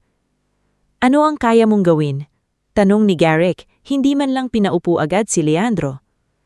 Marunong po ako sa operations, finance at client management. Sagot niya. Hindi iyan ang tanong ko. Ang tanong ko, kaya mo bang magsimula sa baba? Natigilan si Leandro. Kaya po, Sagot niya matapos ang ilang segundo. Kaya nagsimula siya bilang ordinaryong operations assistant, walang sariling opisina, walang driver, walang apelyidong bumubukas ng pinto. Siya ang nag-aayos ng delivery logs, sumasagot sa reklamo ng kliyente, at minsan ay nagbubuhat pa ng kahon kapag kulang ang tao. Sa bawat araw na nahihirapan siya, naaalala niya si Saria kung ilang taon itong nakipaglaban sa mundong hindi ginawa para sa kanya habang siya ay nananahimik. Makalipas ang ilang buwan, nagpunta si Leandro sa Amara Shelter. Hindi siya pumasok agad, nakatayo lang siya sa labas, hawak ang maliit na paper bag. Si Sarias ang nakita sa kanya mula sa bintana. Lumabas siya. Payakang suot na blouse at palda, walang anumang bakas ng marangyang tagapagmana maliban sa tindig niyang mas matatag na ngayon. Bakit ka nandito? Tanong niya. Inabot ni Leandro ang paper bag. Sapatos ito ni Mang Turi. Pinagawa niya sa akin yung tahi. Sinubukan kong ayusin. Tiningnan ni Saria ang laman. Hindi perpekto ang pagkakagawa, may tagilid na tahi, may bahagyang dikit ng pandikit sa gilid, ngunit halatang pinaghirapan. Hindi ka sapatero, sabi niya. Hindi, sagot niya. Pero gusto kong matutunan kung paanong ayusin ang mga bagay na dati kong hinayaang masira. Natahimik si Saria. Saria, patuloy niya. Hindi ako pumunta para hilingin na balikan mo ako. Alam kong hindi sapat ang sorry. Alam kong hindi sapat ang pagsisisi pagkatapos mong masaktan. Gusto ko lang sabihin na nagsisimulang intindihin kung gaano kabigat ang pananahimik ko noon. Tumingin si Saria sa kanya. Leandro, mahal kita noon kahit hindi mo ako ipinagtanggol, pero natutunan ko na ang pagmamahal pala hindi dapat nagpapaliit sa sarili. Tumanggo si Leandro. Halatang nasasaktan ngulit tinatanggap ang bawat salita. Alam ko. Hindi ko alam kung ano ang mangyayari sa atin, dagdag ni Saria, pero kung gusto mong maging bahagi ulit ng buhay ko, hindi ka pwedeng bumalik bilang lalaking humihingi ng patawad lang. Kailangan mong maging lalaking marunong manindigan kahit wala akong apelyido, kahit wala akong yaman, kahit ako lang si Saria. Gagawin ko, sabi ni Leandro. Hindi para mapilitan kang patawarin ako, kundi dahil dapat noon ko pa ginawa. Hindi niya simagot si Saria ng oo, hindi rin niya siya pinalayas, at para kay Leandro, sapat na muna iyon. Ngulit habang unti-unting bumabangon si Saria at dahan-dahang natututong tumayo si Leandro sa sarili niyang paa, may mas madiling pang katotohanang lumalapit.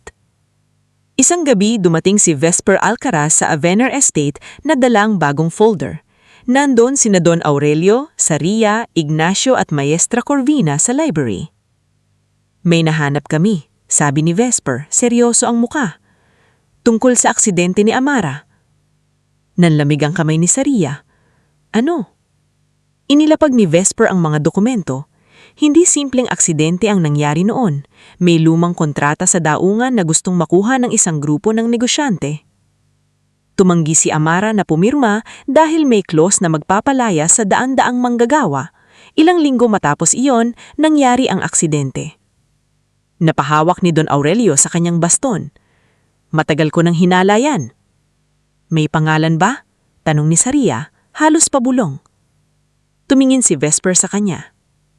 May kaugnayan ang yumaong asawa ni Doña Belmira sa grupong iyon. At base sa ilang sulat, mukhang alam ni Belmira ang ilang bahagi ng nangyari matapos ang aksidente. Hindi pa namin masabing siya ang utak, pero malinaw na may itinago siya sa loob ng maraming taon. Parang muling bumukas ang sugat sa dibdib ni Seria. Hindi lang pala siya minata ng mga Vera, maaaring ang pamilyang iyon rin ang dahilan kung bakit nawala sa kanya ang ina, pangalan at unang buhay na dapat sana ay sa kanya. Tumayo siya, nanginginig ang buong katawan. Kung alam niya, sabi niya, halos hindi makahinga. Kung alam niya na kahit ilang bahagi nito, bakit niya pa ako tinanggap sa bahay niya para lang pahirapan? Bakit niya hinayaang mabuhay na parang wala akong halaga? Walang agad na nakasagot. Lumapit si Don Aurelio sa kanya. Saria, anak. Hindi ko alam kung kaya ko pang magpatawad. Putol niya, tumutulo ang luha. Hindi ko alam kung gusto ko pang maging mabuting tao. Tahimik ang silid.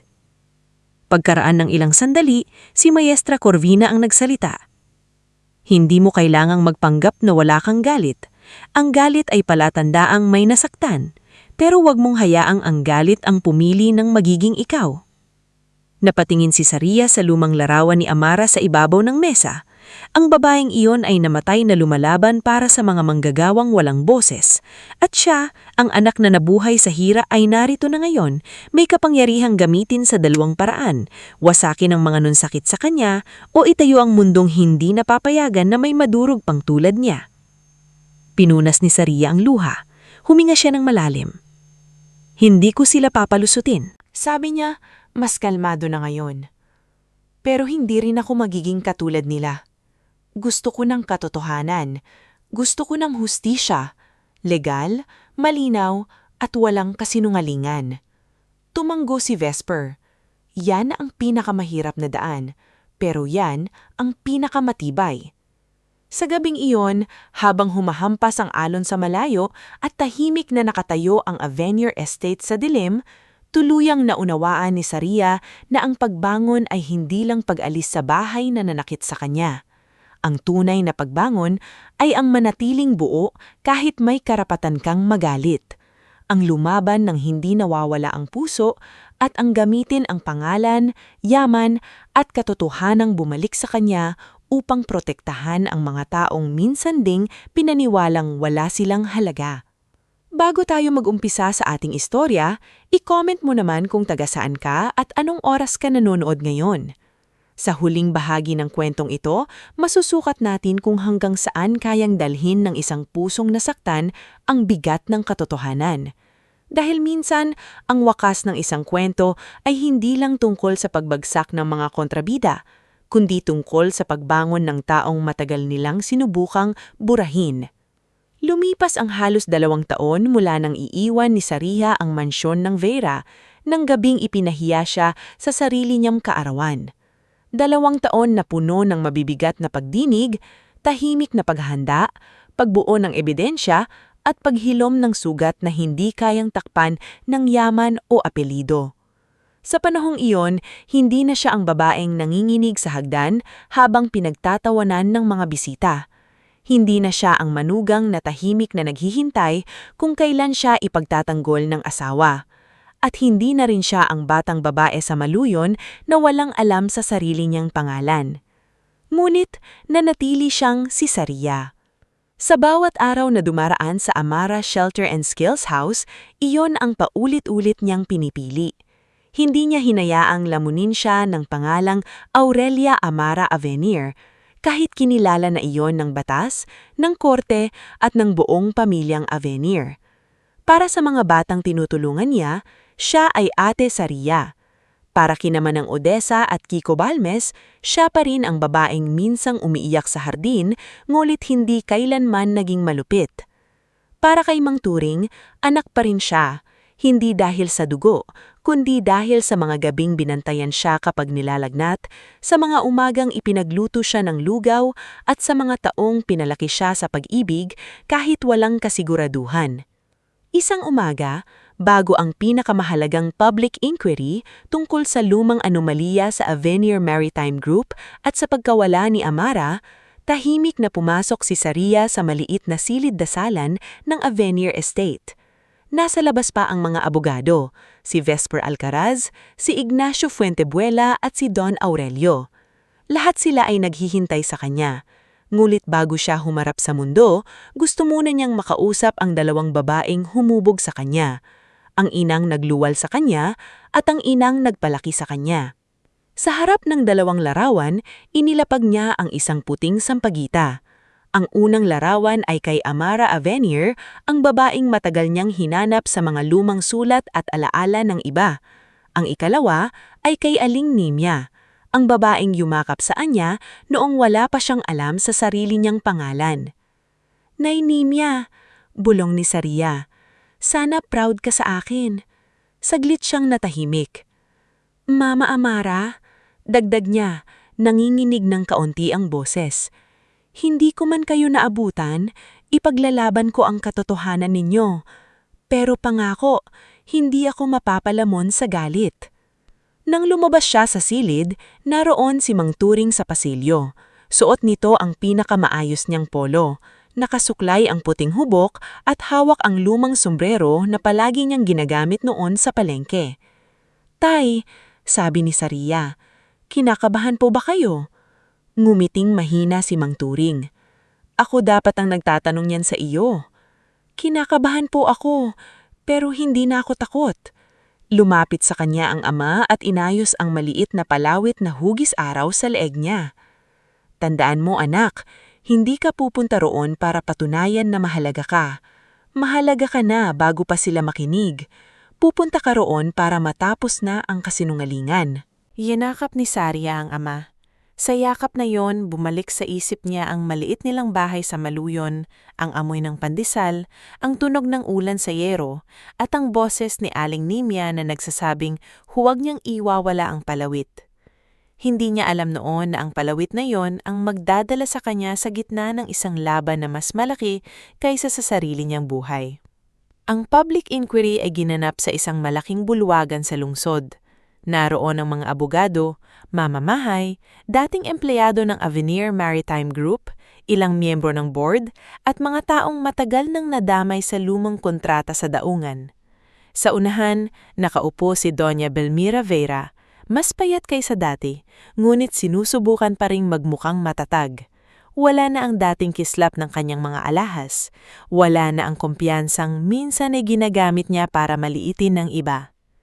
Katabi niya si Attorney Severino Ilagan, ngunit kahit ang abogado ay halatang kinakabahan. Sa kabilang bahagi ng silid, naroon si Celestina Vera, tahimik at nakayuko. Malayo siya sa ina, isang senyales na may nabago na rin sa kanya. Si Portia Ledesma naman ay dumating na may sariling abogado, ngunit wala na ang pulang gown, matalim na ngiti, at kumpiyansang ipinakita niya noong kaarawan ni Saria. Ngayon, isa na lamang siyang babaeng takot sa mga dokumentong hawak ni Vesper. At naroon din si Leandro. Hindi siya umupo sa tabi ng kanyang ina. Hindi rin siya umupo sa tabi ni Saria. Pumwesto siya sa hanay ng mga testigo, dala ang mga papeles na siya mismo ang tumulong makuha mula sa lumang records ng Vera Holdings. Sa loob ng 2 taon, pinatunayan niyang ang pagsisisi ay hindi dapat nakatali sa salita. Iniwan niya ang komportableng buhay, nagsimula sa mababang trabaho, at higit sa lahat, pinili niyang magsabi ng totoo kahit ang katotohanan ay magpapabagsak sa sariling pamilya. Nang tawagin ang pangalan ni Saria, tumayo siya. Tahimik ang buong bulwagan. Habang naglalakad siya papunta sa harap, naramdaman niya ang mga matang nakatutok sa kanya, ngunit hindi na iyon katulad ng gabing pinahiya siya. Noon, hinuhusgahan siya. Ngayon, pinakikinggan siya. "Ikaw ba si Saria Manlapat na kinilala rin ng korte bilang Aurelia Amara Avenir?" Tanong ng panel chair. "Opo, ako po si Saria Manlapat Avenir." Hindi niya inalis ang Manlapat, hindi niya kailanman aalisin. Sinimulan niya ang salaysay mula sa pagkabata niya sa Maluyon. Ikinuwento niya kung paano siya pinalaki ni Mang Turing at Aling Nimia, kung paano niya iningatan ng palawit, at kung paanong ang bagay na iyon ang naging unang susi sa tunay niyang pagkatao. Hindi niya dinrama ang bawat salita. Hindi niya kailangang magpakaawa. Ang simpleng katotohanan ay sapat na upang manahimik ang lahat. Pagkatapos ikinuwento niya ang gabing ipinahiya siya sa mansyon ng Vera.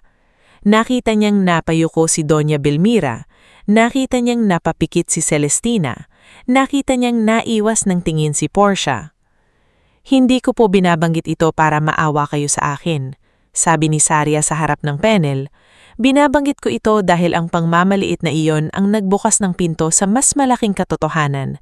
Kung hindi nila ako sinubukang durugin sa harap ng lahat, maaaring hindi rin dumating sa gabing iyon ang mga taong matagal nang naghahanap sa akin. Sumunod na tumistigo si Vesper Alcaraz. Isa-isa niyang inilabas ang mga dokumentong nag-uugnay sa lumang kontrata sa dauman, sa aksidente ni Amara Avenir, at sa mga dating opisyal na lagtangkang burahin ang papel ng pamilya Vera. Hindi niya pinapalaki ang hindi pa napapatunayan, ngunit malinaw ang bawat ebidensya.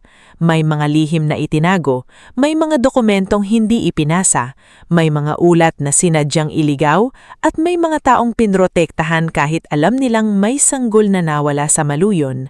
Pagkatapos ni Vesper, si Leandro ang tinawag. Hininga siya ng malalim bago magsalita. Sa matagal kong inisip na ang pananahimik ay paraan para mapanatili ang kapayapaan, pero natutunan ko na ang katahimikan, kapag ginagamit para takpan ng pang-aapi, ay kasalanan din. Napatingin sa kanya si Doña Belmira, nanilisik ang mga mata, ngunit hindi umatras si Leandro. Inilalabas ko po ang mga records na nakuha ko mula sa lumang storage ng Vera Holdings. May pirma ng aking yumaong ama sa ilang dokumento, may acknowledgement receipt na pirmado ng aking ina, at may internal memo na nagpapakita na alam ng kumpanya na may sanggol na natagpuan sa maluyon na posibleng konektado sa pamilyang Avenir. Nagulo ang bulwagan sa mahinang bulong-bulong. Leandro, biglang sabi ni Doña Belmira, hindi napigilan ng sarili. Anak kita. Tiningin siya ni Leandro. Masakit ang kanyang muka, ngunit buo ang boses. Alam ko, Mama, kaya mas masakit sabihin ang totoo, pero mas matagal nang nasaktan si Saria dahil pinili nating manahimik. Doon unang nabasag si Celestina. Tumayo siya kahit hindi pa tinatawag. Ako rin po, nanginginig siyang sabi. May sasabihin ako. Sinubukan siyang pigilan ng abogado ni Doña Belmira, ngunit tumuloy siya. Alam kong hindi ako mabuting tao kay Saria, sabi ni Celestina, lumuluha. Tinulungan ko si Mama na ipahiya siya. Tinawag ko siyang kung ano-ano. Akala ko noon laro lang yun ng mga taong nasa taas. Pero nakita ko kung paanong lahat ng nasa taas, kaya palang bumagsak kapag puro kasinungalingan ng tinatapakan. Huminga siya ng malalim. May narinig akong usapan noon ni na Mama at Portia. Alam nilang may kahalagahan ng palawit ni Saria. Hindi ko alam ang buong kwento, pero alam kong hindi iyon simpleng alahas para sa kanila. Nag-iba ang mukha ni Portia. Sinungaling ka! Hindi na ako magsisinungaling para sa inyo. Sagot ni Celestina, umiiyak. Pagod na ako. Doon nagsimulang gumuho ang huling pader ni Doña Belmira. Nang siya na ang tinawag, una siyang nanahinik. Matagal niyang tinitigan si Saria. Marahil hinahanap kung naroon pa rin ang babaeng kaya niyang takutin. Ngunit ang babaeng iyon ay wala na. Oo, sa wakas ay sabi ni Doña Belmira halos pabulhom. May nakita akong dokumento noon. May palawid. May pangalan ng lugar. May hinala kong ikaw yon. Napasinghap ang marami. Bakit? Tanong ni Saria, hindi sumisigaw ngunit ramdam ang bigat ng bawat salita. Bakit ninyo itinago? Pumikit si Doña Belmira. Dahil natakot ako. Kapag nabuksan muli ang kaso ni Amara, madadamay ang pangalan ng asawa ko, madadamay ang Vera. At nang mapangasawa ka ni Leandro, lalo akong natakot dahil ang babaeng minamaliit ko pala, maaaring siyang magbunyag ng lahat.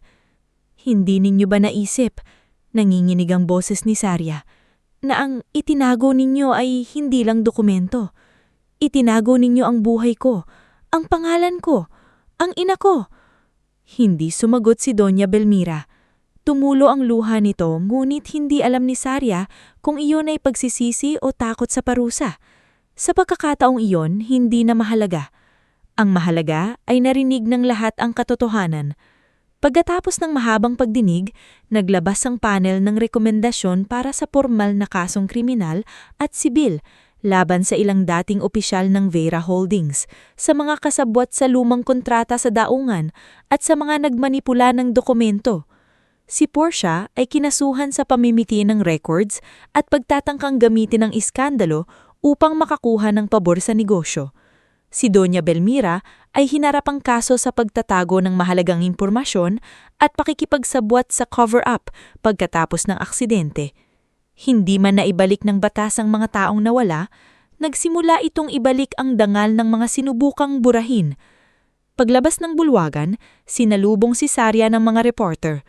"Ma'am Saria, anong masasabi ninyo sa pag-aamin ni Doña Belmira? Gaganti po ba kayo sa pamilya Vera? Patatawarin niyo po sila." Huminto si Saria, tumingin sa mga kamera, sa mga mikropono, sa mga taong naghihintay ng galit o luha. "Hindi trabaho ko ang gumanti. Trabaho ng batas ang managot ang may sala. Trabaho ko naman ngayon ang siguraduhing ang sakit na pinagdaanan ko ay hindi mauuwi sa isa pang kasamaan." Sa likod niya, tahimik na nakatayo si Don Aurelio, napapahid ang luha. Lumapit ito at marahang sinabi, "Ipinagmamakali ka ng ina mo." Sa pagkakataong iyon, hindi na napigilan ni Saria ang luha. Ngunit hindi iyon luha ng pagkatalo. Iyon ay luha ng babaeng sa wakas ay narinig. Makalipas ang ilang buwan, naging basilo si Saria sa pagpapalawak ng Amara Shelter and Skills House. Ang settlement sa civil case at bahagi ng kanyang personal na pamana ay ginamit niyang upang magtayo ng sanga sa 3 probinsya, isa sa Maluyon, isa sa Silangan Bay, at isa sa lungsod kung saan maraming kasambahay at manggagawang babae ang nangangailangan ng tulong.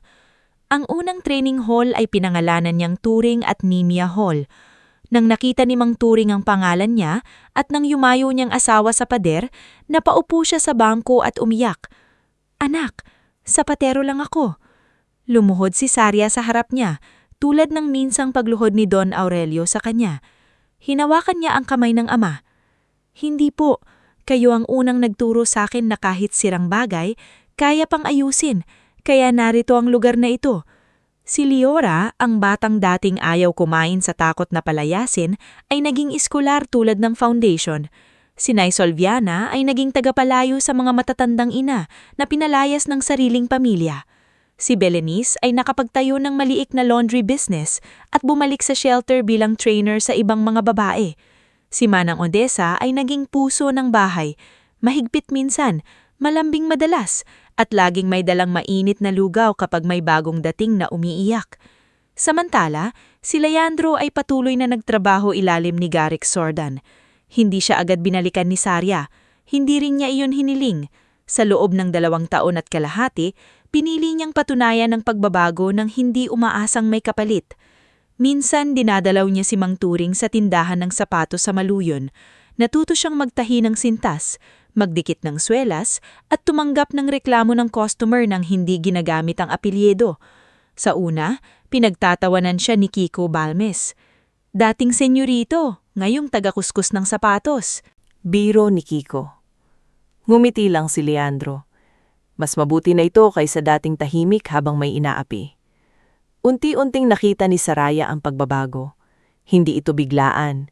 Hindi ito isang esenang puno ng bulaklak at pangakong romantiko.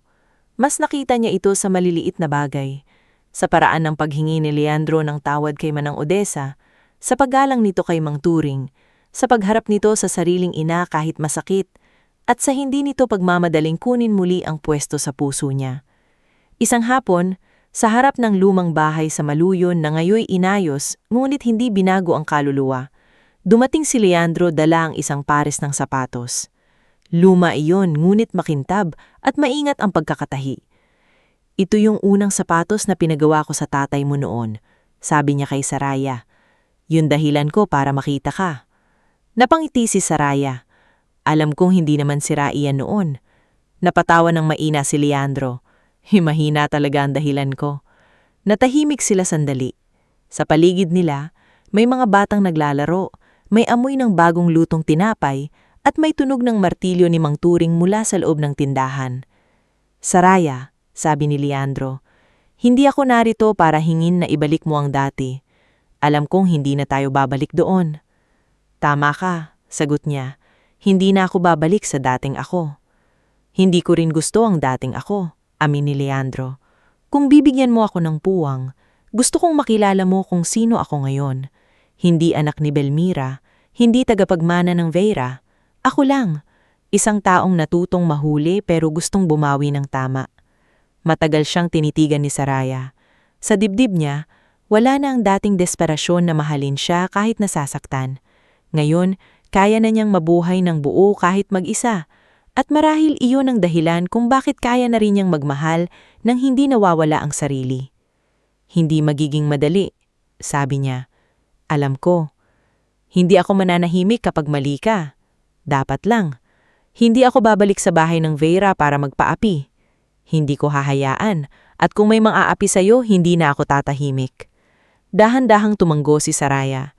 "Kung ganon, magsimula tayo ulit. Hindi bilang taong nagtatago sa kahapon, bilang dalawang taong marunong ng tumayo."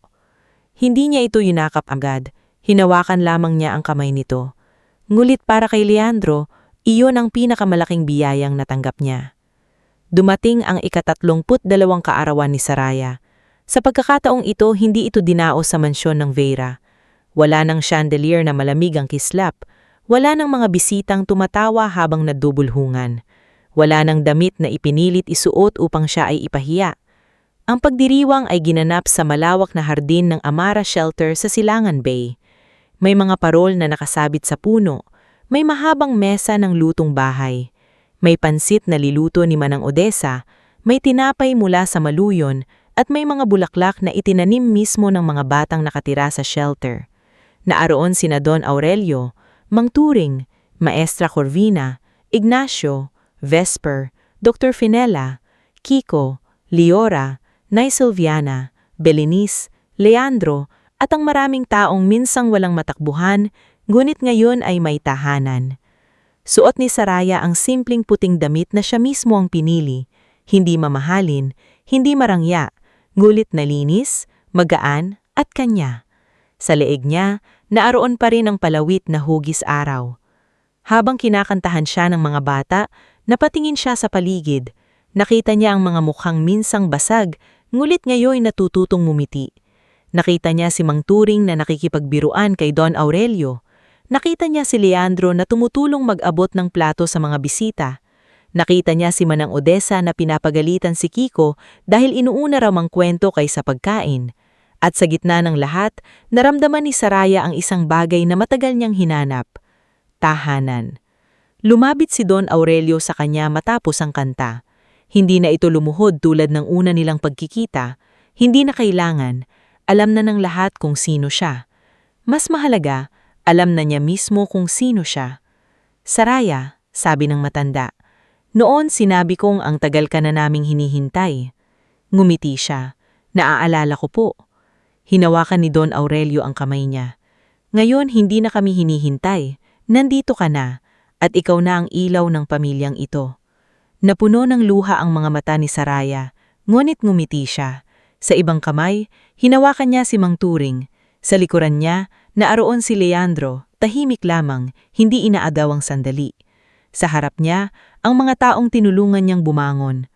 "Hindi ako naging ilaw mag-isa," sabi ni Saraya. "Sinindihan ako ng mga taong hindi sumuko sa akin." Nang gabing iyon, habang umiihip ang malamig na hangin mula sa dagat at tumatawa ang mga bata sa hardin, naunawaan ni Saraya na ang tunay na pagiging prinsesa ay hindi pala nasa dugong pinangmulan, hindi rin sa yaman, titulo o palasyong tinitirhan. Ang tunay na karangalan ay nasa kakayahang bumangon ng hindi nagiging malupit, magmahal ng hindi nawawala ang sarili, at gamitin ang sariling sugat upang maging tahanan ng iba. Sa wakas, hindi na siya ang babaeng pinilit suotin ng pangmahirap na damit para pagtawanan. Siya na ang babaeng piniling isuot ang sariling katotohanan, at sa pagkakataong iyon, wala nang sinuman ang makakapagpababa sa kanya.